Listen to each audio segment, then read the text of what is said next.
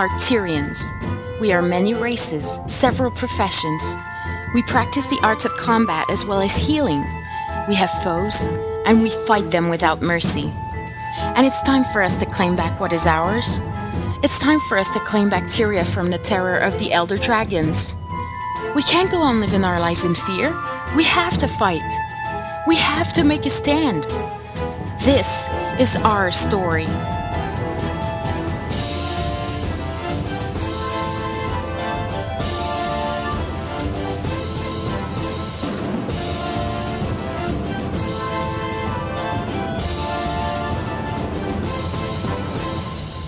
Hello and welcome to episode 17 of the Chronicles of Tyria podcast, a Guild Wars 2 podcast by fans for fans. We'd like everyone to thank everyone who tuned in to last episode. Hey, I'm so not used to doing that. As you've noticed, I'm doing the introduction. This is Naveen. I am taking the place of Lagywn this week because he's on his honeymoon. Yay! And with me today here is, as usual, Diint. How are you, Diint? Hey! And Kaysee, as you've heard before. Hello! Today we will have a lore show, as we did not have last week because of Guild Wars 2 launch. It was so hectic, to say the least. We basically all wanted to go in-game and play, and we kind of forgot about our notes, but hey, this week we've got it. So, how are you, Diint? I am swell. How are you? I'm pretty good, aside from this flu that is haunting me right now, but that's okay. Enjoyed your time in Guild Wars this week? Yes, I have. I did Ascalonian Catacombs. I finally got up to level 30, so I did the storyline for Ascalonian Catacombs, and that is, what's the way to put this politely? I'm not going to say bad words. It's hard as gosh darn heck. You didn't enjoy your time in there, or? Oh, I enjoyed it. I enjoyed the Burjalian experience I got for finishing it. Mm-hmm. About 30 tries that we did at the Lovers was just, oh my god, that was so awful. Mm-hmm. Oh, there's a secret to that that helps you complete it. Tell me now. Yes. So spoilers if you want to figure this out by yourself. But there's actually a trap door which you can open by putting rocks on, and I've done it 2 times now where you actually pull one of them into the trap door, you take the rock off and you close the door and they can't be together anymore. Ah. Oh my god. That's very clever. It's very easy, and afterwards we realised that why would they put the door there if it wasn't for that purpose? Because it was a very weird door that only opens when you have a rock on the lever. Mm-hmm. Yeah, I'm sure that's a mechanic. Oh my god. That's going to be very useful for, hey, after the podcast we should do that. Yes. That sounds good. Actually, the Lovers were much easier than like the first few spawns of when you, yeah. If you get like 3 rangers on you, you're basically dead. Yeah. And how have you been, Kaysee? I've been very good. I'm pleased to say that yesterday I got to level 80. Yes! Yay! So Congratulations! But I wasn't the first member, and I bagged out Tully a lot because he was the first guild member to get to level 80. Yeah, and congratulations to Priest Taylor. Yeah, but Jolina made me feel a lot better by saying I was the first girl to get to level 80. Yeah. So you do have a title anyways. Yeah. Australian of COT to make it to level 80. How about that? There you go. That's just patronizing me now. No, you've claimed it for your country / continent. Wow, hey, that's true. Very well. And you've enjoyed your time spending all the way to level 80 in it?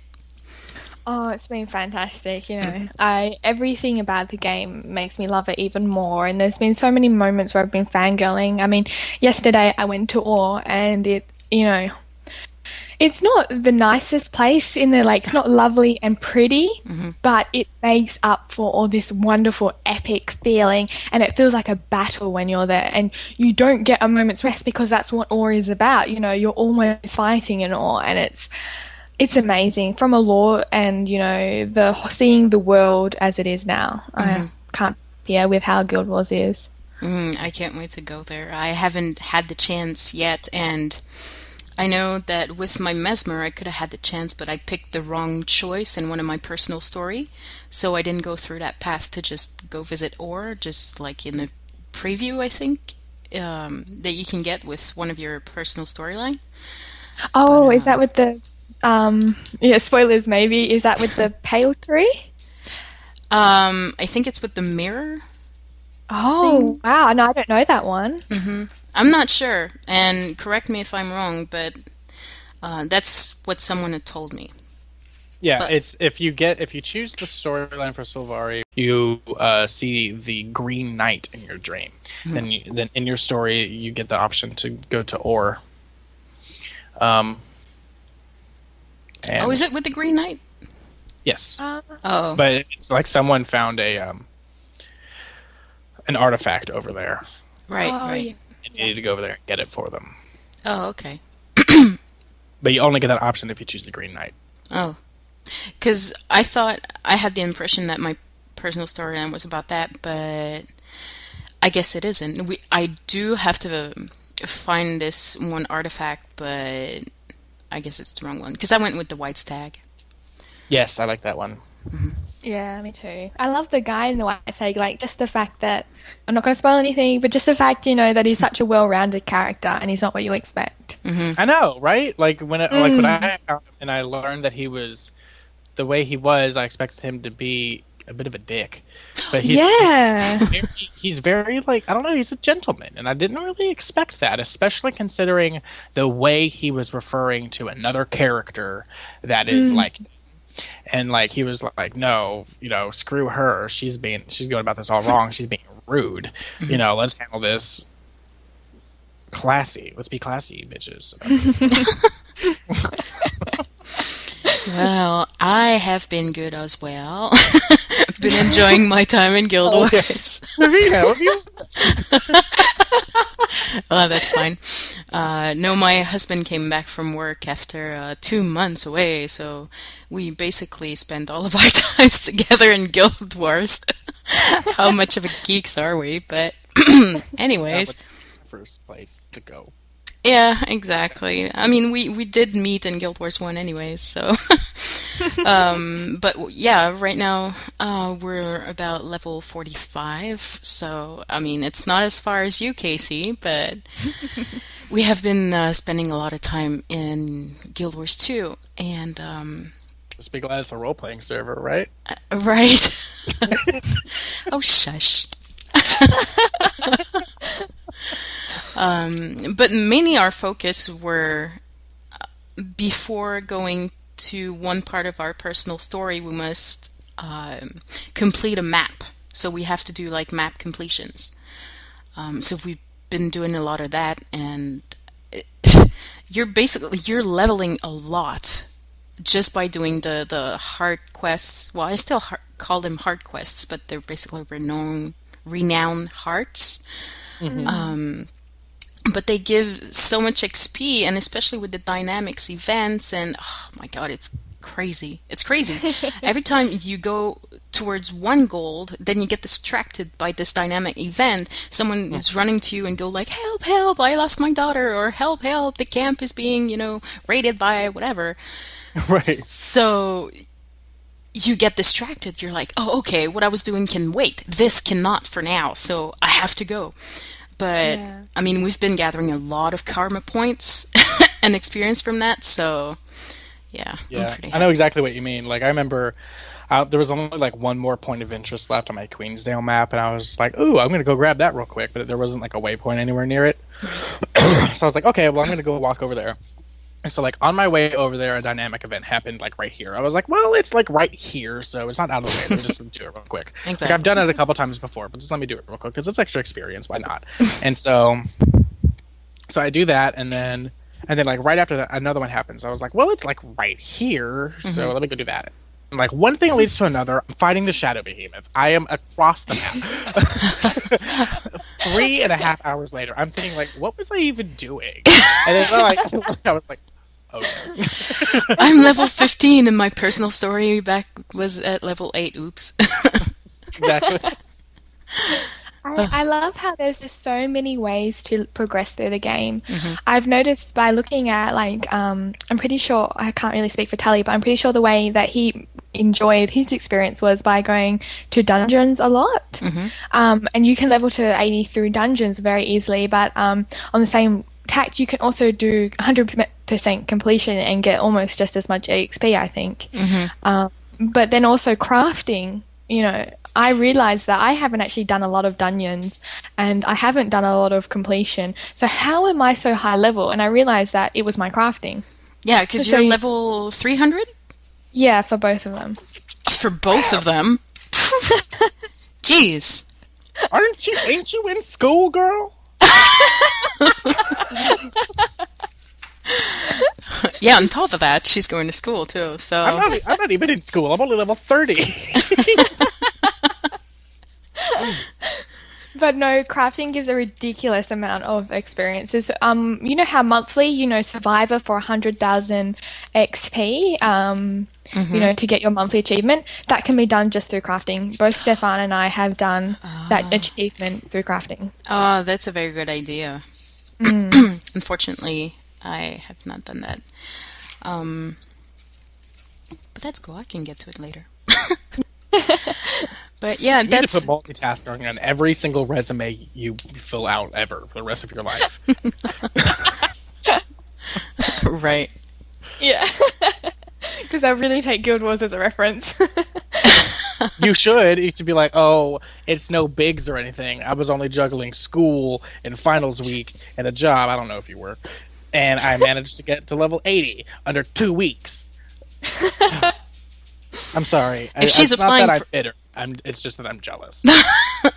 If she's applying at ArenaNet, then it might be a good thing. But then, other than that, not sure. Oh, that's my dream job, is to be like a writer or something, like even a coffee girl at ArenaNet. Yeah, I just want Ruby's job. Hey now, let's not steal other people's jobs. Let's create new ones instead. Well, yeah, I didn't mean like, hey, let me like get her fired so I can have her job. I just mean like, I want to do what the she same did. job as her. Like, Yeah. hey, let's be cubicle buddies and do the same thing. Yeah, that'd be cool. So let's move on to, before we move on to the lore section of our show, let's talk a little bit about the community. At Chronicles of Tyria, we have a new PR guy. For those who don't know what PR is, that's public relation. It's Kirian. He's been a member of Chronicles of Tyria, his community, for quite some time now. Practically close to the creation of the forums, like CoTPodcast.com. And he like randomly got like really, really active in the past month and a half or so, right? Yeah, and he really wanted to help. He really wants, to be a part of our community. So, and he has experience in public relations, so we kind of agreed that he would be our PR guy. So he's posting a lot on our Twitter accounts, on our Facebook accounts. He's going to make events. He's going to create events, both for our websites and, for the guild on the Tarnished Coast server, so that we can actually have events with players. So basically, yeah, if you see a... What do you call that squiggly sign on your keyboard? I can't remember. Anyways, it's squiggly. The tilde? Is that what you call it? The tilde. Squiggly. So if you see squiggly Kirian, then that's our new PR guy. Usually it says squiggly Naveen, squiggly whatever, Kaysee, or now it's Kirian. A couple Diint posts on the Tumblr page. Gasum. 3, 4. And yeah, he's on UP Archive. So welcome to Kieran to Chronicles of Tyria's community. And You're doing an awesome job here lately. Oh my God, he's amazing. He's been posting left and right, and just like Casey's taking care of most of the news on Chronicles of Tyria because I haven't really had time because I'm really slacker. You had to say it because lagywn wasn't here. Yeah, exactly. Yeah. You're here in spirit. Naveen, you're such a slacker. Shut up, lagywn. Is that what he sounds like? No, that's definitely not what he sounds like. Yeah. No, he usually goes like, Naveen, slacker. I'm like, yeah, whatevs. ArenaNet releases a State of the Game wiki page. I'm going to put a link in the description box on our YouTube channel and on CoTPodcast.com. Basically, they're updating the wiki page. Just like, every time they have a patch, Guild Wars 1, the wiki page for Guild Wars 1 does this. Now they've started doing it with... I am really in love with that. I really appreciate the fact that they're updating this because they were updating left and right on Facebook, Twitter, Reddit. But really, I was used to just going onto Wiki to see the patch notes and the updates. I don't know if you guys had noticed that, but I'm really happy about that change. Since we are speaking about community real quick, and we are talking about the state of the game and things like that, I would like to make a brief comment how I am really ashamed of the way the Guild Wars 2 community has been acting here lately. We are not even 2 weeks into release. Y'all need to calm down. Oh, you mean about the complaining? Yes. Me too. It is driving me up insane. The wall. But don't forget, Guild Wars is really enjoying a lot of popularity, and I know personally from my friends that a lot of people who don't play Guild Wars and is not part of the community have started playing because of this popularity. So it might not all be the Guild Wars community. There's definitely a lot of some of it is Guild Wars community, but not all of it is. Right. Well, I mean, there was, when they were posting about the launch events and some of the GameStops, I was going through some of the comments on the Facebook post about that, and they were just, oh my gosh, they were brutal. They're like, well, maybe you all should you should start taking care of my ticket. And I'm just thinking, they have said repeatedly that the people who are at these events are not programmers. They are not part of any sort of customer support team. It's like Jeff Grubb. Jeff Grubb doesn't know how to program. Do you want him sitting behind a computer fixing Guild Wars 2? Or do you... Right. If he did, he'd break it. Y'all need to... It's just driving me insane. Here, I was priding myself on the Guild Wars 2 community. Oh my gosh, we're some of the best community. And then y'all are just whining. I think... WoW had more problems on its launch than we are currently having right now. So, well, I think, like I said on the last episode, and there was on Twitch TV, I can't remember. And I talked about it. I'm stupid. There was someone who wrote, Mr. Ox. Yeah, he wrote about game launch and how people were complaining and everything. And I mean, Guild Wars 2 compared to other games had a pretty smooth game launch. There were downtimes, mostly, for the American players, it was mostly at night, and then, mostly in the afternoon for other parts of the world. But, I mean, it didn't really affect that many people, I think, and it was only for 1 hour, 2 or 3. Yeah. As if you would just look at Diablo 3, for instance, where there were days that people couldn't even play. So, yeah. But I do agree that, you need to just sit back and relax and say, okay, this game just launched. I agree to some extent. Some people who who are new to MMOs might say, well, they should launch something that's really stable to start with and just go from there.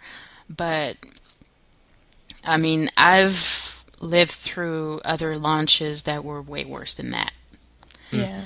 And aside from the trading post going down once in a while, I don't think there's that many problems. I mean, I had guild problems, issues, like for the first 3 days, and then after launch, a few hours, but then after everything, like, got fixed. And now there are a few bugs in here and there, but it's not like the game continuously crashes or is offline for a very large amount of time. You can still play. There are issues, but those issues won't make you stop from playing. They don't affect you in the game, you know. The trading post down sucked, but in no way was it a negative impact on your playing. Exactly. So yeah, that's her rambling about the game launch. And again. Pardon me? I said again. Yeah, game launch again. Sorry. I don't know. I was doing it too. But I mean, you know, it's rather new, so people are still talking about it.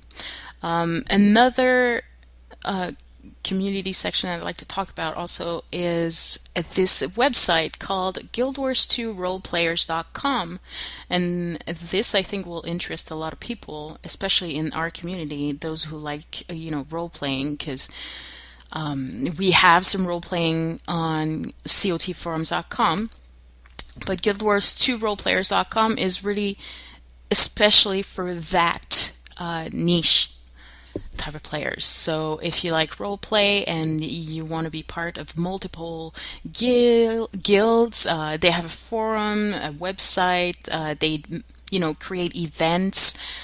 They have the American servers, they're established on Tarnished Coast, which is the unofficial role-playing server, and in Europe is Pike and Square. You can find a lot of members from Chronicles of Tyria, actually, that are roaming the forums on guildwars2roleplayers.com. So, I mean, you can give them a visit, say hi, and be part of the community. I don't know if you guys have visited that site before, but it's pretty cool. I gave it a visit, and I was thinking about making an account, but it was shortly after I found COT that I felt like I was cheating. With other people to role play with, and like we were play based.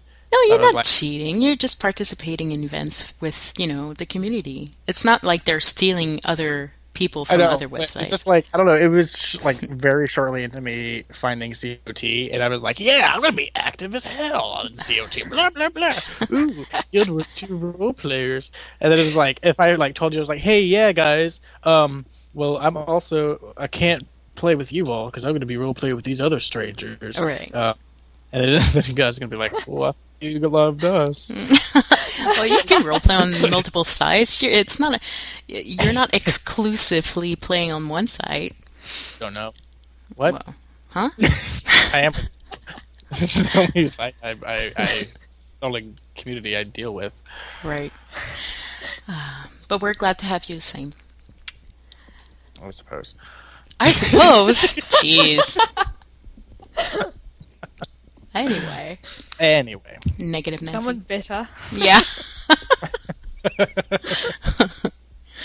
So let's move on to the lore part of our show. Today we're going to talk about 3 races of Tyria. Those races are the Kodan, the Jotun, and the Tengu. And we will be starting with Kaysee, who has the Kodan. Yeah, okay, so I did the Kodan, and I swear every time Naveen gets me to do these, I fall in love with another race. So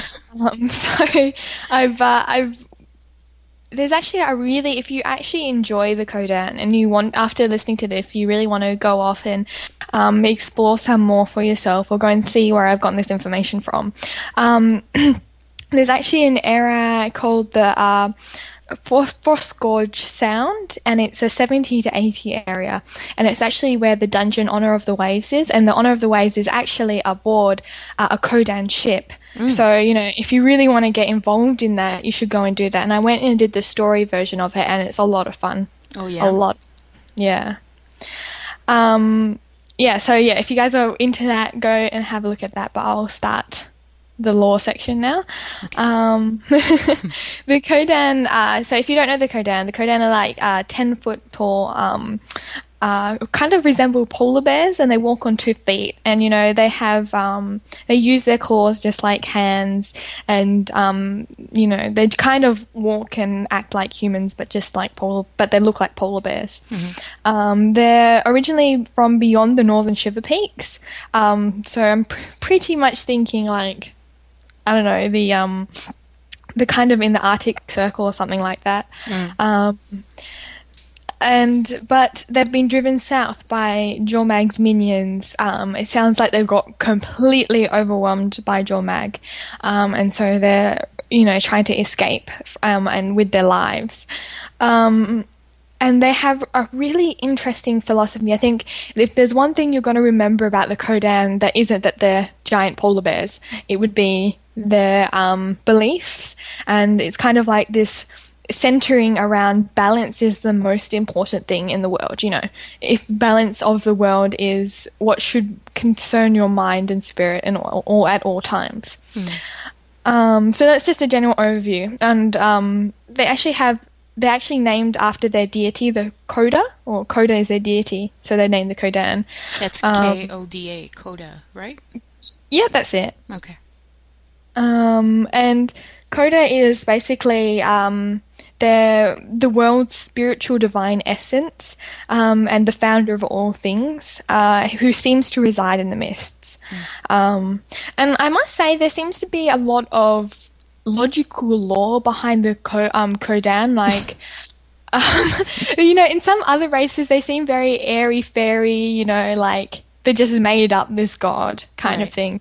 But in this one, they have very logical explanations for things. And the fact that he resides in the mists and all that sort of seems like he's a real god. Mm-hmm. So, like, I wonder what kind of relationship Koda has with the other gods. But the Kodan have their creation story, and I'll read it out for you because it's quite interesting. Okay. Long ago, Koda, the Ancient One, founder of the earth, keeper of the sky, former of the world, formed the world. In the beginning, the spirits of the world were wild, untamed. In time, many took physical forms: spirits of stone, spirits of water, spirits of wind, spirits of soil, spirits of plants and birds and creeping things. All things with form have spirits, as do many formless things. But one day the bear stood up and looked around him and saw that the spirits of the world were restless and chaotic. He did not understand the endless cycle of creation and destruction. And so Bear was the first creature to speak. With his first words he asked, "Koda, why is this so?" And Koda was pleased and made his offer to the bear. "If you would watch and learn, then watch." If you would watch and learn, then watch and learn, and you shall protect and guide the spirits of this world. And those who praised Koda and accepted his offer became the Kodan, and those who were not ready and did not wish to change remained as bears. So that kind of explains that, you know, how the Kodan kind of became more sentient animals and why they are still normal bears. Right. Mm-hmm. And, you know, this belief is very... you actually see the whole culture is very Asian. Okay. This belief in spirits of the plant, spirits of stone, spirits of water is very Shinto, is very similar to the Shinto religion. And also Shinto kind of encourages balance and all those sort of things. But then they also believe in a type of reincarnation, which is... I think it's Hinduism. Someone's going to correct me if I'm wrong. I think it is. Yeah. Yeah, it's either Hinduism or Buddhism, and I'm pretty sure it's Hinduism. Mm-hmm. But it's a kind of reincarnation where it's the same as the human belief in reincarnation. You know, when you die, you come back as the same thing, but only when you, like, for example, when when a human dies, a human will come back as a human, and a child will come back as a child. Only when you reach spiritual enlightenment, you will proceed to the next stage of the, you know, spiritually advanced species. So I don't know what hierarchy the Kodan have, but Kodan are the highest. So a human can always hope to attain to become a Kodan, be reincarnated into a Kodan. Wow. Yeah, you actually find out they're very full of themselves as a race, and this is very typical for most, you actually see it in a lot of countries around the world. For example, China is called the Middle Kingdom, so they're the center of everything, and England thought that they were the superior race and all that sort of thing. So it's very interesting to see where they've drawn from the real world. Right. So they believe that it is only their duty to watch over the world, and they have the right to judge and maintain the balance. And it's their holy purpose to defend the world's balance. And they actually believe that the other races are insufficient to care for the balance of the world. Wow. And that the only way that the other races can possibly hope to care for the balance is just by allying with the Kodan.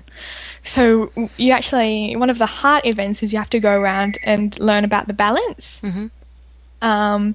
And one of the ones that he asks is like, how is the only way that you can how is the only way that you can defend the balance, like you as in me? And you go, oh, by allying with the Kodan. And he goes, oh, perhaps there's some hope for your race after all, because you got it right.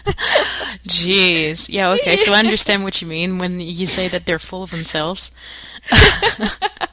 Definitely. The Kodan are very likable, but because they're very nice and, very calm, but at the same time you kind of feel like they're always looking down at you. Mm-hmm. So you actually, there's a lot of Asian spiritual religions coming into the Kodan belief system. And their sanctuaries are actually they're big. When you go to the area that they're currently in, you'll find these massive, and I mean massive, ships of ice, and they're so spectacular. I'm sure most of you have seen the concept art of them. Mm-hmm. And but I'll just read this little bit out of their kind of bit about the ships, and it goes, when the great storm had finally passed, the Kodan saw their gift from Koda. Great sections of the seas had frozen, creating floating islands of ice, and the Kodan climbed onto these, and so they could now live upon the land and the sea. And they watched, and they learned, and they hunted. So basically they think that these, the icebergs that formed during the storm were gifts from Koda. And what they did is they built shelter and sails and basically harnessed these massive icebergs and, created a life on them. And each sanctuary, and they called them sanctuaries, and each sanctuary actually has one single tribe. And they kind of was quite a lot of them before Jormag rose, and now that Jormag rose, a lot of them have been lost or destroyed. And so they're coming south, but the problem with having iceberg ships is that when you come south, it gets a lot warmer. Right. And so their ships are having a lot of difficulty. And also, if you go there, you'll notice that the sanctuaries have Kanthan architecture, which is really interesting to me because the Kodan are from the north, but Kantha is in the south. Right. So I thought that was really, really interesting. Mm-hmm. And that also ties into a lot of the belief systems being from, resembling Kantha as well.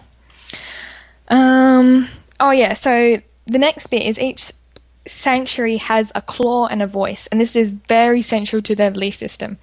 So each sanctuary has two leaders, a claw and a voice. One fulfills the spiritual needs, and the other fulfills the physical needs. And together they work together to fulfill the lives of the Kodan aboard. Neither of them has absolute superiority. They can only work together. The other one doesn't have authority over the other. And they are so close. They actually have a spiritual connection, and when one retires, dies, goes insane, the other one will often step down as well, and two more will be chosen. Oh, okay. So even if the other one is okay, he's still gonna have to back down and let 2 new people go. Yeah. Oh, Yeah, okay. that's kind of like the tradition, because they're so close together. I mean, and they've been not raised together, but they've been chosen together. It's kind of, I kind of say almost a relationship. But it's not a relationship as in love. Well, it is love, but not a kind of sexual love, because it can be, it's more of a platonic, deep love. And so the voice is probably the spiritual one, and the voice is the word of Koda. So they interpret the Koda's will for the claw, and the claw takes the orders from the Koda and interprets them as they like. But also the voice acts as a kind of like a shaman. He knows the history of his tribe and passes it down to his successor. The interesting thing is the voice rarely ever leaves the chambers, their own ritual chambers. They always stay in their chambers, only leaving when the claw has died. So, they really don't get any influence on the outside. So it's really up to the claw to say what the voice said. So it can, there's a little bit of opportunity for the claw to kind of twist things, but they have such a reverence for Koda that it stops that from happening. But this is where things get really interesting. This is what I find most interesting about the voice, is that in order to hear Koda's will, the voice's mind must always be open to the mists. So it causes instability in even the strongest of minds. So often, because they're taking up so much influence from the mists, it kind of causes them to go a little bit crazy sometimes. Oh, okay. And yeah, because the mist is such a strong place to be. Right. And often you'll find that the voice won't make a lot of sense, and it's up to the claw to make the correct decision. Like, she will say something, and he will somehow try and find a way it applies to the sanctuary and take the best course of action. Okay. And when they do go insane, like they're completely overrun by visions of the mist and go wacko, it's called the rage of Koda. And they believe that, Koda is personally testing the spirituality and the strength of the sanctuary. And this is one thing I didn't like, is that when a voice dies, they actually believe that the sanctuary has been judged and by Koda, and Koda has freed them of all their sins. So basically, when a voice does go insane, they're kind of egging the voice on to die. So, which is quite sad. Wow. But then again, not many people see the voice, so I don't know if they would actually know that the voice is going insane unless the claw told them. So, if it is considered that, all these sins are purified and all that, do they still get a voice and a coda, and a claw in one of those sanctuaries anyways? Yes, they always have a claw and a voice at all times. Yeah. Oh, okay. But yeah, so but the thing is that they actually live for centuries. The Kodan live for a very long amount of time, and it's often hundreds of years before they actually go insane from being exposed to the mist. Oh, okay. So you'd have to have a very old Kodan to go insane. Yeah, I think normally that's what they hope, but it really depends on how well they can handle the mist, I guess. So the claw is basically the protector of the sanctuaries, and they're chosen for their charisma, strength, and public leadership potential. And they just kind of run their day-to-day things about the sanctuary. And they serve as the medium between the voice and the tribe, and take Koda's will, the will of Koda, and apply it to the sanctuary. If you actually do the dungeon Honor of the Waves, it has a lot to do with this. Oh, yeah. And it has a lot to do with the voice and the claw. That's very interesting stuff. And one thing I probably should have mentioned before, which is very interesting, they have an opinion about the dwarves. And they, before I mentioned that they believed that there was a cycle, and that you kind of, when you become enlightened, you become up and up and up until you get to Kodan. Well, they're kind of unsure about what happened to the dwarves. They either think that the dwarves became so enlightened that they just skipped the form of Kodan and went to the very top. Whoa, okay.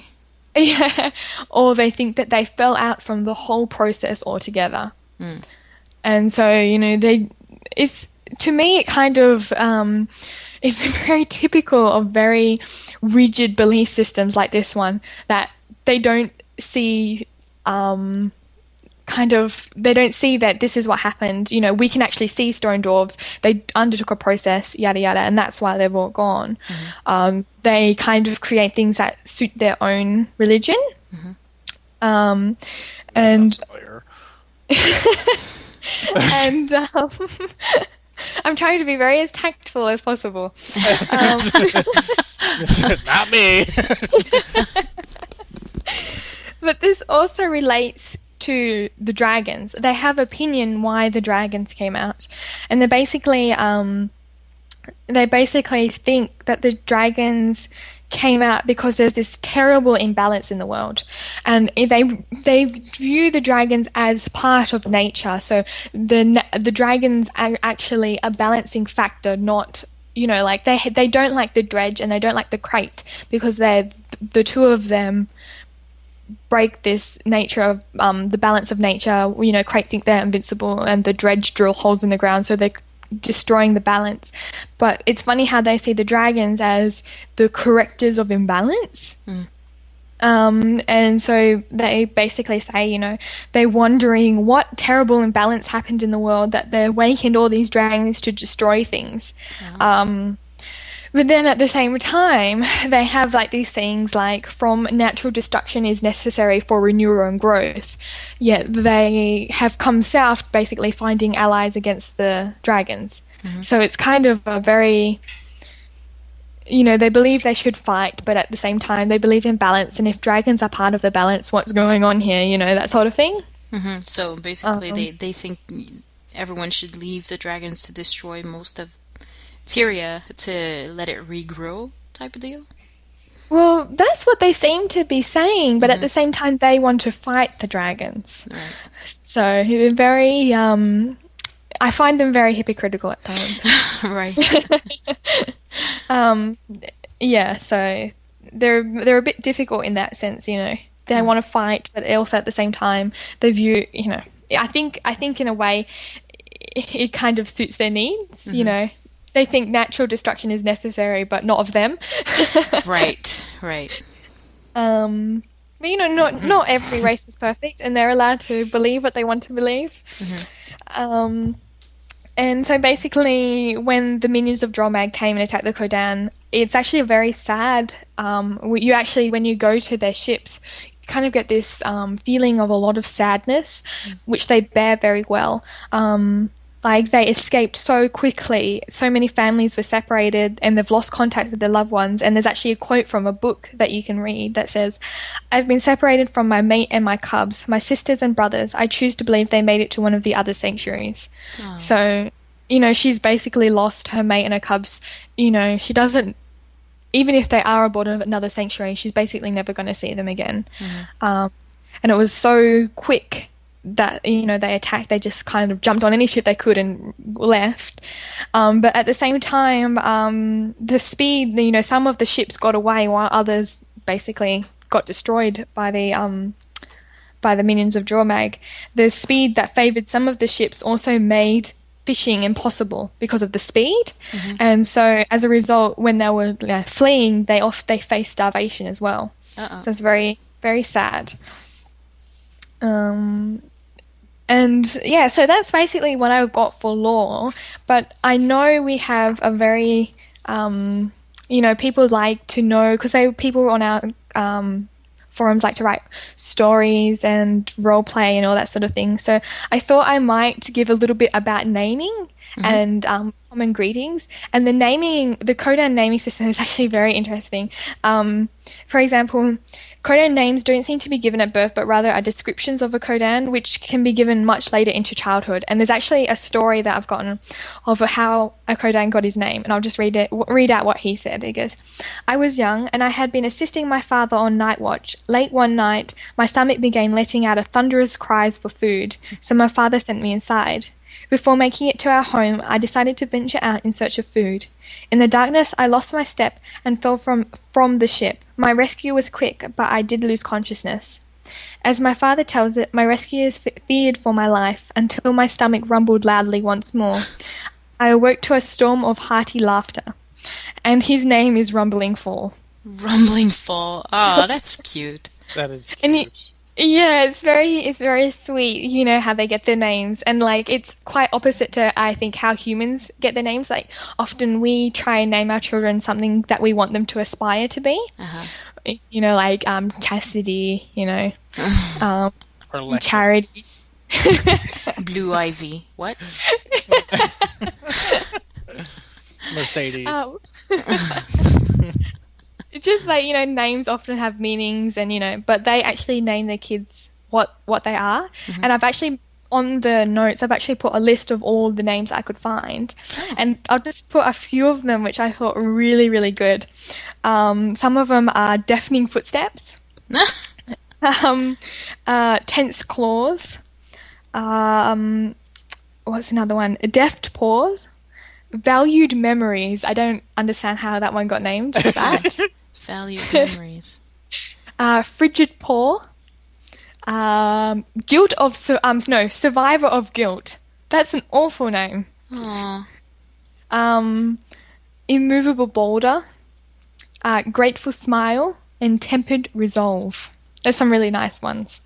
Do you think ArenaNet might have went, you know, deep into the lore for that for the Kodan to be a playable race? I hope so. I really do. Because they're not part... Oh, I'm sorry. No, go on. I was going to say, they're not part of the sympathy race that you get to choose. I personally think that, you know, those that you can choose from the sympathy race, that's the Skrit, the Hylek... What's the other one again? Now you say it. Quagan. Quagan. Oh, right. I think that those won't be playable. Yeah. But that all the other ones, like the Tengu and all that, you know, they might be playable race in the future, because you might have the same type of storyline that you get with, like, your human or an Asura, and get to choose your sympathy race. If they went that far as to establish a whole storyline for the Kodan and, you know, explain how a Kodan would be named, I think that may be a potential race to play. I would love that. I would. The only thing that's putting me off that for a moment is that there's no female and male models. There's only male models, even though it has a female voice. But that can be easily fixed. Oh, yeah. Most likely. Well, it may just be like the dwarves. Right. The who? The dwarves. The dwarf. Oh, yeah. The male and female, you just don't know. And I mean, like, since it's basically, the Kodan are basically bears. Like, it's not like they didn't really do that much to make them really that much humanoid, other than just put them on hind legs. So, I mean, real life women polar bears don't have, like, you know, visible jugs. So I'm just thinking, like, you know, it could be that the male and the female Kodan do look very, very similar. Well, just like the Char. Yeah, just like the Char. Yeah, that's possible. Yeah, so I definitely think so. I was actually telling someone, is I really hope that in the expansions, the Kodan, the Tengu, and this is my personal, you know, I don't care what anyone says, I hope these are still out, the Skrit will be a playable race. Because they have the capacity, but I don't think they have the popularity. But, yeah, I honestly wouldn't be surprised if the Kodan do become a playable race, because they have all the things that's needed, like the walking on two legs, in-depth history. They have a place where they can start off on a sanctuary. You know, they have Jormag's minions, which are their kind of arch enemy, like the Char have their Ascalonian ghosts. There's a lot to them, definitely. Yeah. So yeah, just to finish it off, I just had some common greetings that the Kodan use, which I thought were quite interesting. One is life is a trial, Koda the judge and Kodan the jury. Koda's blessing upon you. And the last one is my personal favorite, and I wish I could use it in everyday life. I greet you like the sun greets the morning. Oh my gosh. That's beautiful, but hey Kaysee, I greet you like the sun greets the morning, Naveen. Yeah. How are you? That's a real conversation stopper. But it's very pleasant to hear, though. Yes. So that's the Kodan. I hope this was informative enough. Yes, very informative. Yes, extremely. Yeah, and for those who feel bad about my notes now. For those who are interested, Kaysee did a 4-page document about the Kodan that I will link to in the comment box. Of course you did. Well, that's funny that you say that, because I did one for the Jotun as well. Yeah, Diint. I'm not the weird one here. It's not like I was a slacker, though. I mean, I've had these notes well and ready for days. Well, that's okay. No one expected you to do that. I just did it to copy No one Kaysee. expected Diint to do it. But everyone expected. That's not what I meant. You know that. Oh, Diint. I just wanted to copy her, so I did one too. But, yeah. But I'll be putting the links to those documents in the description box, so if ever you guys wanted to read at the same time, because I'm basically going to make a reading of that document, because all of my notes are in there, and I went as deep in lore as I could find for the Jotun. But did you want to go first with your Tengu, Diint? I mean, yeah, sure, I could go ahead and knock that. Yeah.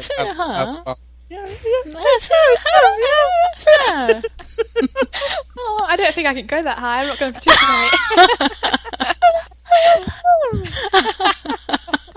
Well, go ahead, Tengu.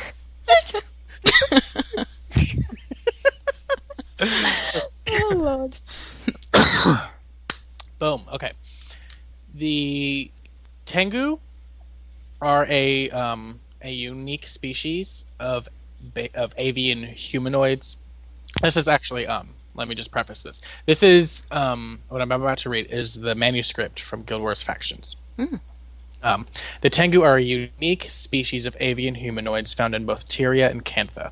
Females are generally larger than males of the species, though their plumage is thinner, even drab. The Tengu lost the ability of flight sometime in the distant past, but can use their almost human hands to wield all manner of weapons when they want to. Their talons make most weapons superfluous. Tengu hate cooked food and mostly live on a diet of fresh raw meat. Ew. And that's the manuscript. Hey. Sushi is amazing. Oh, yeah, I know, but I wouldn't eat pork. Raw pork. Speak for yourself, sister. Oh, fine. Kidding. It's disgusting. Okay, you go on ahead and continue, Diint. The Tengu are an isolationist avian race, and they live mainly within the Dominion of Wind. So this is in Guild Wars 2 time. They live mainly in the Dominion of Winds type area. They have a few small settlements outside of the Dominion in order to both trade and observe the other races. They currently remain neutral in all conflicts, so they're not really they don't really care about the whole racial issue going on here. It's that weird unsteady tension that's going on between all the races. They could care less. And let's see, where was I in my notes? and are basically deciding which other races shall be their allies and who are going to be their foes. So they're basically just kind of like caring about themselves. They're just staying out of it, but like, okay, well, they seem nice, so if all hell breaks loose, we should be nice with them, so they're nice with us. Let's not deal with the Char because cats like to eat birds and we can't. Oh, that's true. I haven't seen the Tengu and Char areas yet.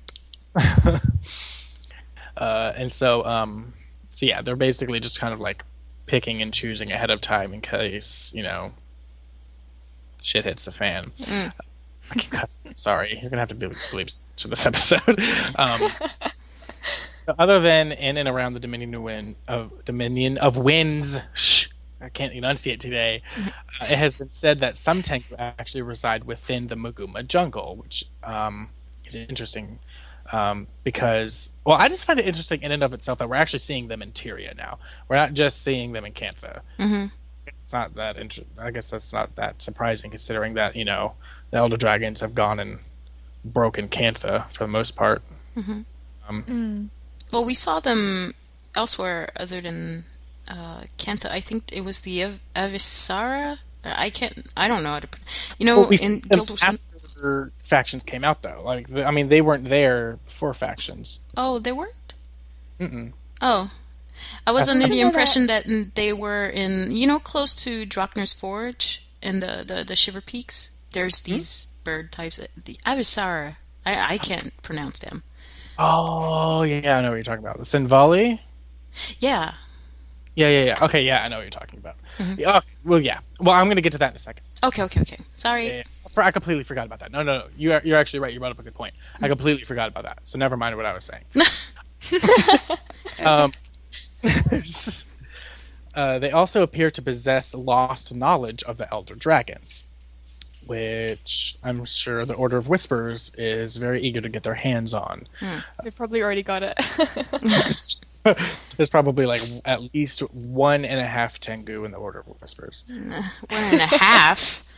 Hey, there's interspecial breeding going on in this game. You know there is. There is? No. Look at They can't produce. Anyways. Moving on. Yeah, moving on. So they possess lost knowledge of the Elder Dragons, though the extent of this is basically unknown beyond Elder Dragons, beyond the fact that the Elder Dragons have been here before. So that could hint to the fact that Tengu may actually be an older race than we think they are. However, some Tengu believe that the dragons have not yet made their move, and what we have seen so far is only the beginning. When it comes to the physicality of the Tengu, they're a bipedal avian race, which basically means that they are bird-like, but they stand on 2 legs. They are usually slim, they're partially hunched, not as much as the Char, where they basically have like a 90-degree angle in the middle of their spine. They do have like a slight hunched body. Next to their beak, there are 2 short fangs. The females of the Tengu have a plainer, like a more bland plumage of feather stuff going on, and they're actually larger than the males' plumage. I don't know if I'm pronouncing that correctly. I'm just going to say plumage, and y'all can correct me if I'm wrong. Don't ask me. I'm French. In French, we say plumage, so it's the same thing. Yeah. And we're Australian. And like I said, ask pronunciation. Sorry. Saying plumage, I thought you were right. Okay, so the modern Tengu, like I said, they live within the Dominion of Winds, and they have basically put aside their differences, but under the and now live under 4 houses: the North House, South House, East House, and West House. These 4 houses, this is basically their government, by the way. These 4 houses are named after the winds. There's the North and the South and the East and the West Wind, and were created to unify the Tengu, while allowing them to basically preserve their clan's unique cultures. So they're wanting to unite all of the Tengu type clans, but they don't want to like unite them too much where they lose all of the culture and they just become one. Like they acknowledge the fact like, hey, this specific clan of Tengu, have this. We don't want them to lose that because that's what makes them this sort of Tengu. We don't want, want them to still have their differences, but we want to be united and we want to all get along instead of just being jerks to each other all the time like we used to back in 250 years ago. However, underneath all of these 4 different houses, and within those houses are the various clans, there's actually a bunch of different clans within the 4 houses, like the clan Talonrend. So when it comes to the religion of the Tengu, they actually have, and this is, as far as we know, this is the only type of faith that we know of when it comes to the Tengu, as current times. Not, I'm sorry, scratch that. We have no idea what they believe in now, but we do have a very, very slight idea of what they believed in the past. 250 years ago, they believed in basically the system of the sky above the sky, and that is basically their afterlife, is what they believe in. The sky above the sky is the afterlife of the Tengu, at least for the Engchu Tengu. But it's basically assumed that the rest of the Tengu believe in this as well, just based off of how similar the clans are, and when it comes to societies and cultures and things like that. It is believed by the Tengu that when they die, their spirits fly for the first time ever. Because they can't fly, right? It was a mean joke at them. I'm sorry, Tengu. Oh. Fly away into their afterlife, basically, unless they die dishonored or in a dishonorable way. They don't really go into detail about what would qualify as dishonorable, though I'm sure we can all guess as to some obvious ones. Well, betrayals and yeah. And we know about the sky above the sky because it was actually mentioned during a quest in Guild Wars 1. Quest specifically cleansing the steel, where Sour Honor Claw says, and I quote, "My father's spirit can finally fly away into the sky above the sky." Okay, this is what I was trying to say earlier. Even though there are 4 different houses, and in each different house, the north, south, east, and west have their own set of rules. They all answer to one emperor, who actually lives in the Dominion of Winds. Yeah. Wow. So it seems like it's basically like the emperor's kind of like the principal. It's like, all right, y'all can do your own thing, just don't get too cray cray. It's just like, just y'all are grown, you can take care of yourselves, but just follow these rules. This is all I care that you do. Okay, and so when it comes to the history of the Tengu, throughout history, many of the Tengu clans have been subjugated and forced from their homes and territory, very similar to what the current races have just recently had to do. In the past, there were actually 5 known Tengu clans that lived throughout Tyria and Kantha. See, you were right, Naveen. They lived throughout Tyria. Yay! Internet. So, though it is said that the Tengu lived throughout the entire world, which includes Elona, a long time ago. The Tengu from Kantha were basically expelled by Emperor Usoku, as he removed all non-human races from the land, but the Tengu were the last to leave Kantha, and as such, they have the most information on what happened there before everyone asked to leave. This is like recent. So basically, we don't know why they were expelled much. It was just like Emperor Usoku. He removed all the races that were non-human, but we don't really know why. Was he like racist?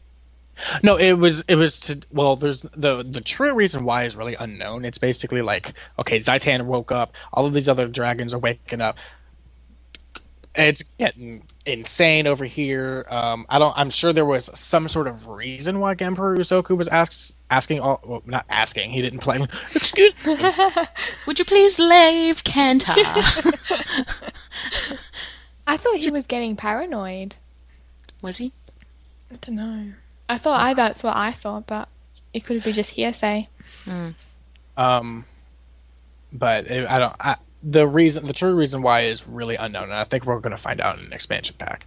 Whenever they open up Kantha. Can't wait for, because I'm dying to know. I was like, okay, why the heck did Usoku ask? Why do I keep saying ask? Human races out of Kantha, because that makes no sense. Oh, okay. I'm reading a little bit on Emperor Osoku. And it says Emperor Osoku was the successor of Emperor Kisu, which we've seen in Guild Wars 1, to the Kanthan throne. During his reign, he spent millions in gold to arm his troops and defeat the warring Luxan and Kurzik factions. Usoku also unified the Kanthan nation behind a strong national identity and began to remove all non-humans from Kantha. Kanthans who disagreed with Usoku's views were forced to leave their homeland and for either Tyria or Ilona, which is why I guess you see some Kanthans, outside of Kantha right now in Guild Wars 2. Right, yeah. Sense. So basically you wanted to have one identity to Kantha, and that would be, native-born Kanthan humans, I guess? He's Hitler. Oh. Let's not bring this in. He went there. He went there. But, no, I'm not going to it. There's a lot of homages to real life history in this. Yeah. Does he have a mustache? That's my question. I don't know. There's no pictures. I was going to make a comment to know if they actually can grow mustaches, but... Oh, here! There's some trivia. First, Usoku is the Japanese word for right hand. Usoku's isolationist approach to Kantha is similar to Japan's isolationism in the early 1600s, in which Tokugawa Ieyasu, sorry if I'm mispronouncing, obtained power by incorporated the independent military leaders into the Bakufu and eliminating foreign contact with the West. Wow. Oh. Pretty cool. Ieyasu! Has anyone seen Sengoku Basara? Is that just me? No, you. Yeah, right. you. Sorry. Anyways, back with the Tengu. I'm sorry for jumping in like that. Oh, no. You're fine. You added more to my notes. It's part of my segment, so yay. Yay. There's more added to my segment. Thank you, Naveen. You're welcome. When the great tsunami of Zaitan's rise occurred, the Tengu across the world saw it as a sign to return home and travel to Tyria. So that must mean that the Tengu are actually from Tyria and not Kantha. That's interesting. So basically, I wonder if the Tengu were like, excuse you, we were going to leave anyway. What do you mean, Uso? GTFO? We were on our way out the door anyway. Eschew you. You just imagine the Tengu flipping the bird as they leave. Oh, flipping the bird! She went there! Good one. Oh, that was a good one. I liked that one. So they saw it as a sign to return, so they all went back to Tyria. And a descendant of Silverwing basically led a charge through Zaitan's risen forces, because they had to get through Zaitan's forces in order to get to Tyria. When they reached Tyria, they built the Dominion of Winds, which resides in Kryta, over what was once known as Sanctum K. So if y'all want to find Dominion of Winds, go to Sanctum K and you'll find it. Out of fear of a repeated past, they constructed a great wall. Out of fear of a repeated past, we're going to do what the humans did. I was just thinking that. To encircle the Dominion of Winds, non-Tengu are not allowed to enter their city. You're just not allowed. Sounds like but take a bunch of... Yeah, exactly. Take a bunch of char. Searing all over again. I thought, what is that?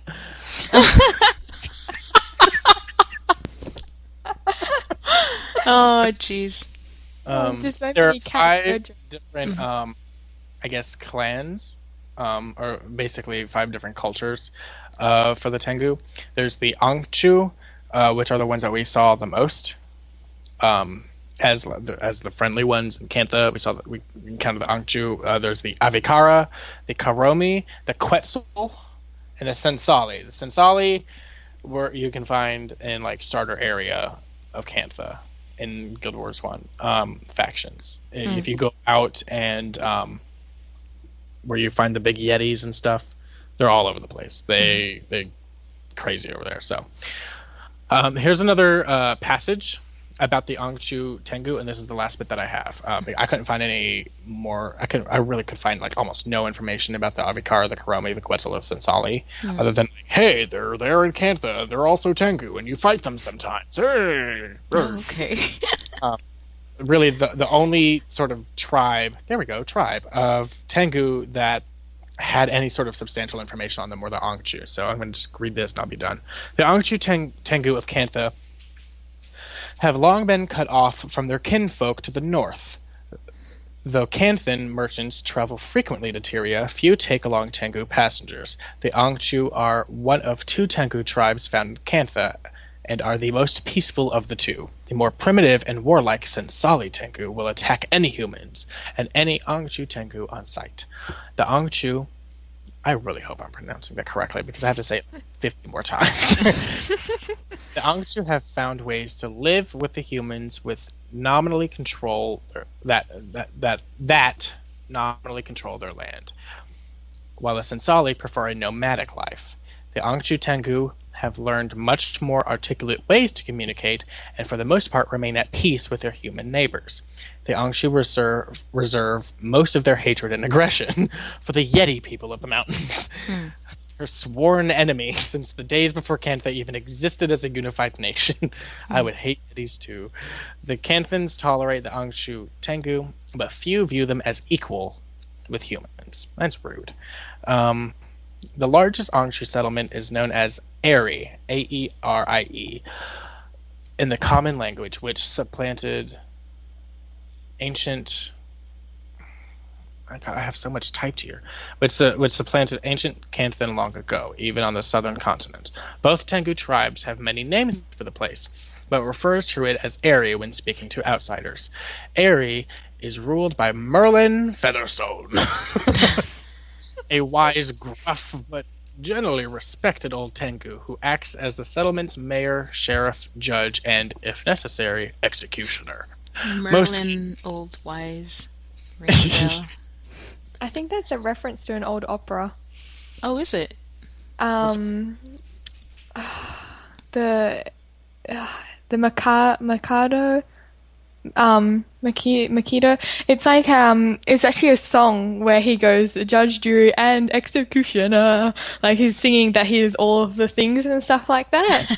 So it sounds like and executioner sounds like a reference to an opera. Oh, I see. Featherstone could just be Judge Dredd. That too.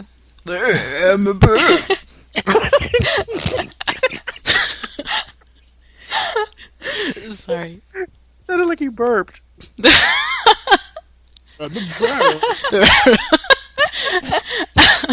Okay.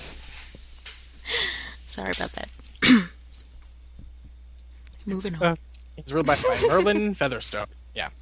And, sorry, I just lost my place. And Executioner. Most Kanthans attribute the ongoing peace between Aerie and the humans of Kantha to Featherstone's leadership.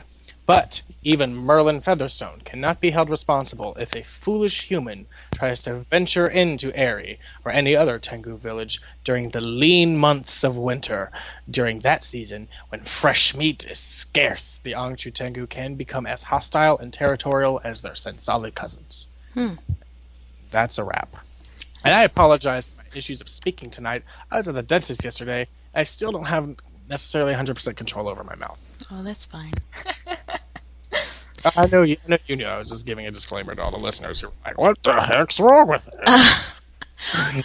That's fine. I haven't gone to the dentist, and I'm constantly, you know, worrying about my pronunciation. I have trouble with. So you're cool. Maybe you're foreign. I'm not foreign. Foreign. Foreign. For me. Foreign to who? Me. You're in a different country. Well, then Casey's on the other side of the planet. She's foreign. Ganged up on estrogen. I'm sorry. Oh, that's fine. I'm sorry, I had to do that because of the movie length.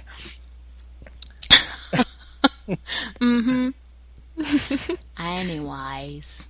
Well, thank you very much, Diint, for talking about the Tengu. That was very informative. I will take the last race that we're talking about this on this episode, and that is the Jotun. And I'm not sure if it's the Jotun or Jotun, whatevs. I'm just gonna call them the Jotun. And if you guys want to follow at the same time, I'll put a link description in the comment box. So just click on there and a new window will open linking you to this document. So the Jotun, they're these huge, giant, bipedal figures resembling ogres, and they basically look like enlarged forms of humans or even Norn.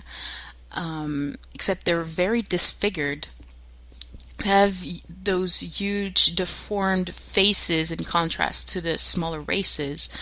They have pale skin, often blue or grayish. They have tattoos or marks covered bodies. I'm not sure if they're tattoos or just paintings. It wasn't really defined anywhere. They have massive hands and feet, and they are very strong creatures. They seem to be intelligent, but they have very poor grammar. So instead of saying, "Hey, I am quite hungry today," they're just gonna go like, "Me hot dog now." You know what I'm saying? Anyways. Me hot dog now. Me hot dog now. The origins of the Jotun.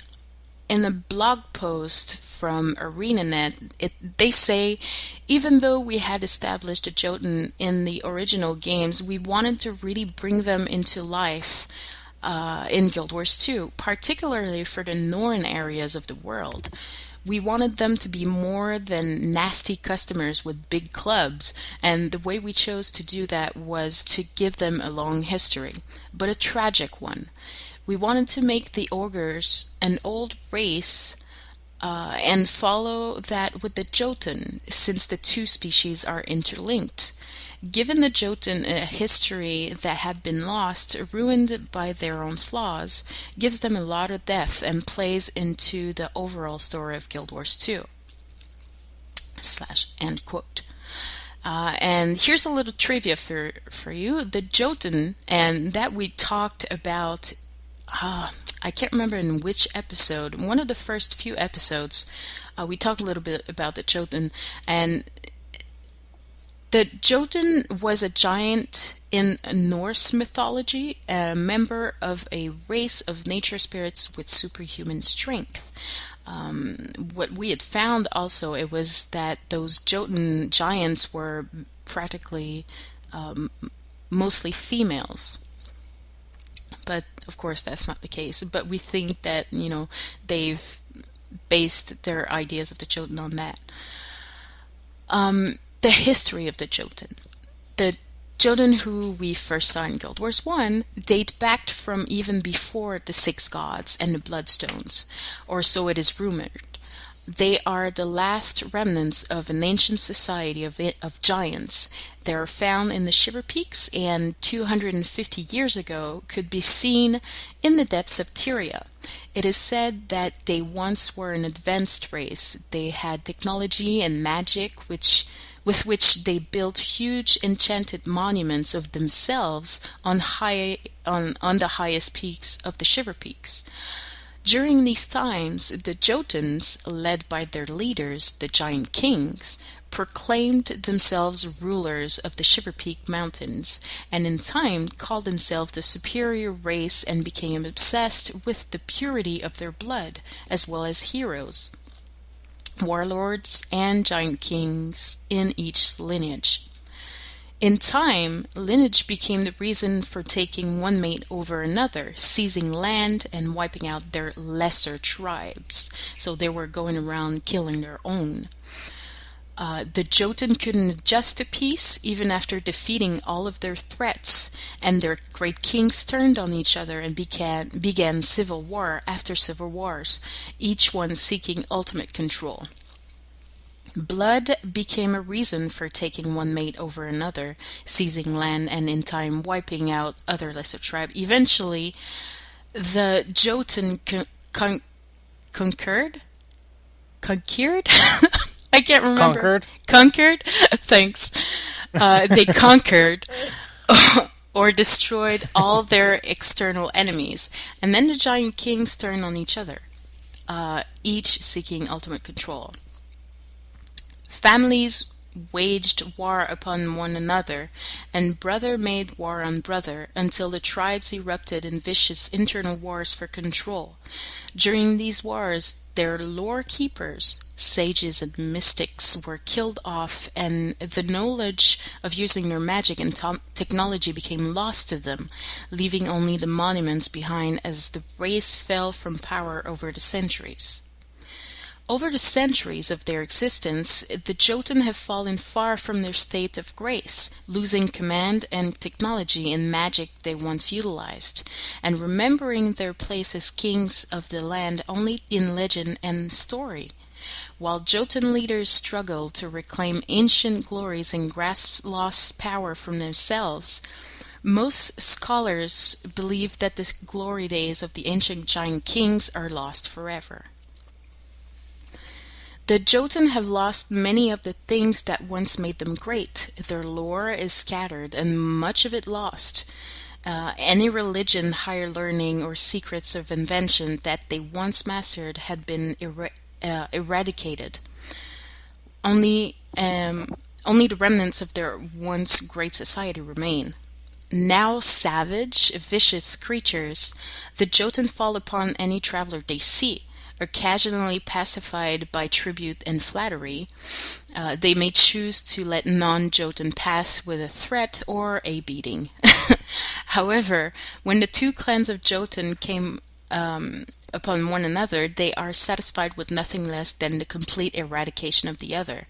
They still fight each other to this day, and one would think they would have learned from their history. Moving on to the culture of the Jotun, they organize themselves into large tribes related by blood or union, led by the strongest. This strength may come from arms or magic or any other ability, but it is always shown through physicality,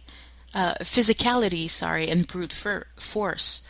The Jotun do not respect a leader that is not physically able to enforce his laws and rulings.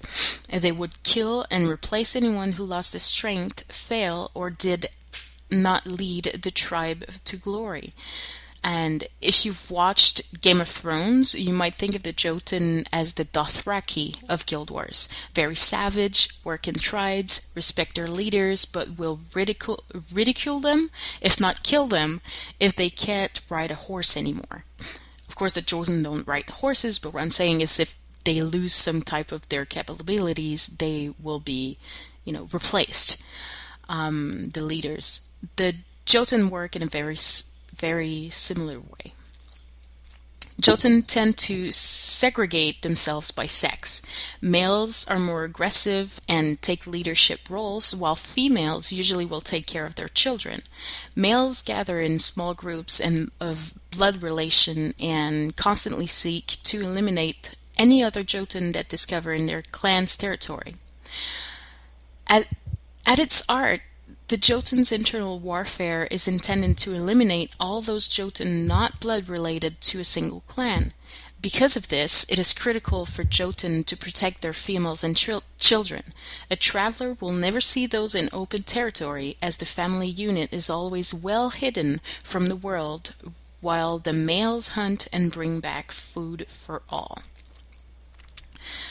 I can't remember which race it was we were talking about, but it was working about the same. You know, the reason why we weren't seeing any females. I can't remember which race that was. Kodan. Kodan? No. In the previous... Yeah. Was that dwarves? Yeah, I think that was dwarves. I thought you just couldn't tell the difference. No. No, I'm just saying, like, even the dwarves, they worked sort of like the Jotun, you know, how the females stay behind with the children. They don't go out and fight. But I'm not sure. Anyways, I'm losing memory most of the time. While many of the more barbaric races of Tyria have a sense of honor or a code of ethics, the Jotun have very few moral restrictions inherent in their society. They protect and defend their family, their clan, and their territory through whatever means necessary.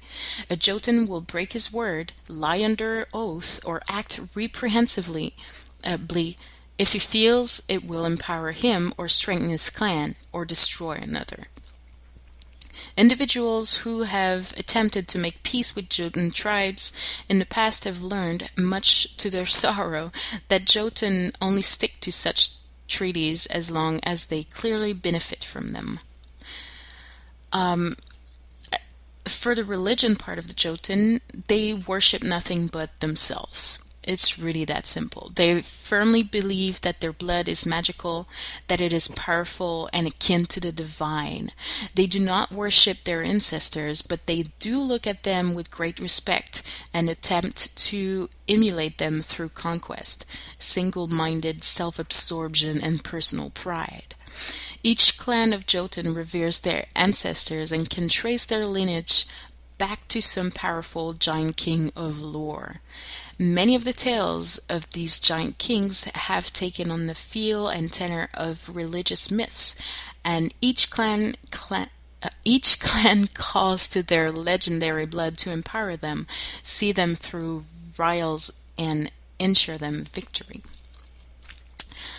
As I have not played a Norn yet in Guild Wars 2, I have not encountered any of the Jotun in-game. I guess I should have done that prior to doing the show, but sadly I haven't. Have any of you, well, I'm sure you haven't played a Norn because you think they're so ugly. But I refuse. Yeah, well, there you go. Kaysee, have you played a Norn yet? No, I haven't, but I've been to some of the Norn areas. Oh, have you? Yeah, but I haven't really noticed anything lore-wise with them. I feel like they're very neglected that way. Mm-hmm. Like, when they speak, all they say is, like, kill, in a gruff male voice, and that's about it. Right. Aw. By the Raven, what savings? Yeah. I'm pretty sure the personal story has more with the Jotun. Mm-hmm. I remember seeing Jotun fighting, like two sides fighting and stuff like that, and you have to try and mediate it, and I don't know if it works, but if you're interested in it, I guess you'd do personal story. Right. And if any of you listeners have played, of course, like, and there's a lot of people who play Norn, but if you have more information about the Jotun and you feel like you'd want to share some stuff that you've experienced in game, feel free to leave comments on our YouTube channel or CoTPodcast.com, or even on the forums. Join up CoTforums.com, and we could have a discussion about that, and I could talk about it on our next show. But that basically ends my segment of the show about the Jotun. So did any of you had any questions about the lore, about the races that we've talked today? I don't know. Not me. I think I'm good, honestly. I feel bad for saying it, but I like the freaking Kodan. Oh, well, there you go. I find a lot of these races have a very appealing side to them. One thing that really gets me every time, like the reason that I do so much notes is because there's just so much to them, and I'm so used to, you know, for example, games would just go, okay, these are walking polar bears, they're badass, and they just have faint Asian feelings to them. No explanation as to why, no explanation to their culture, and it's just like they've put so much effort in a lot of them, like even the Tengu as well, like, you know, the belief system of going into the sky and all that sort of stuff, and the Jotun, you know, believing in their blood and they were once this powerful race.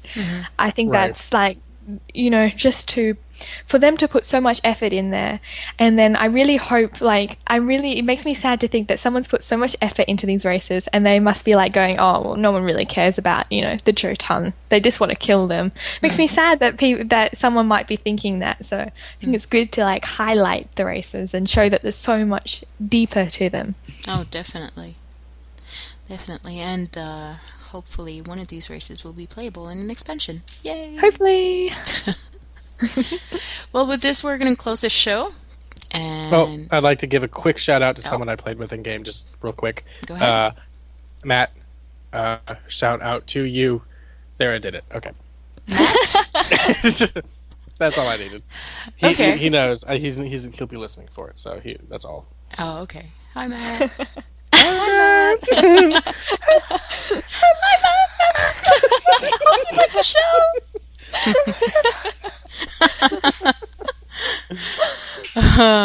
Okay, well, thank you very much, Kaysee, for stepping in as Lagywn is still on his honeymoon.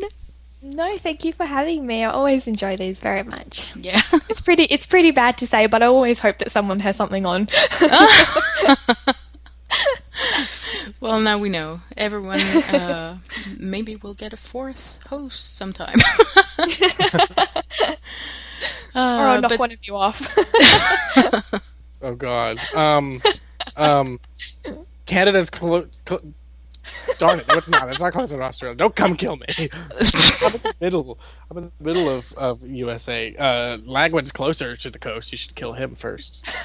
Whoa. Okay. Talking about murder here. You get the guy why he's not here. He's not married. He's dead. Whoa. Yeah, when he comes on later, it's just me talking in a deeper voice.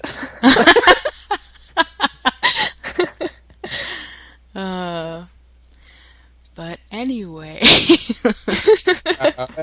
That awkward note. Yeah. Yeah. So for episode 17 of CoTPodcast, I am Naveen. I am Diint. And I'm Kaysee. And we'll see you next time.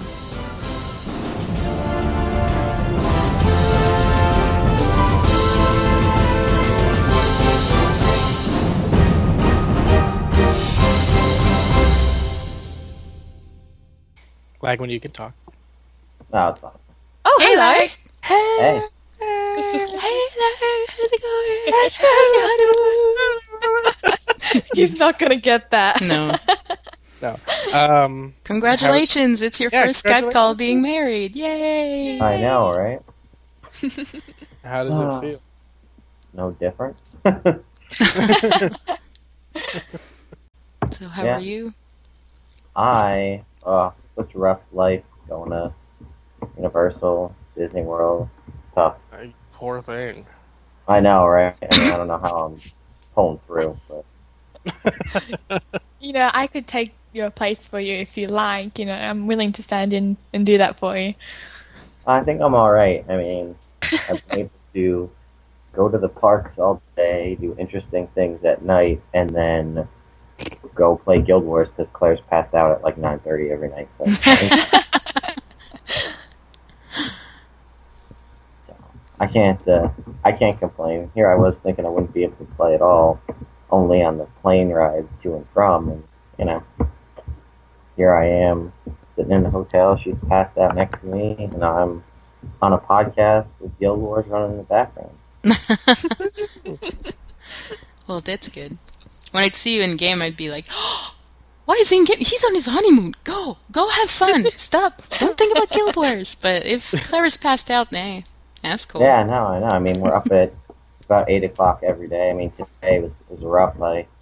We're across the street from Universal, so it's like 2 minutes.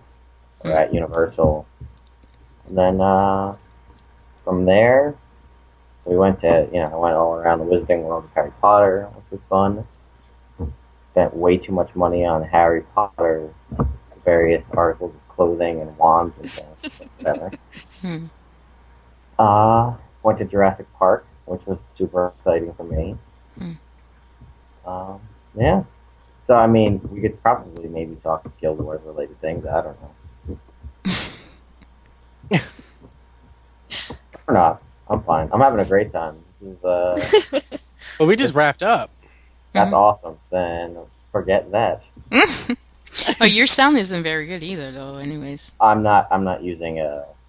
A mic. Whatever mic is on the laptop up here.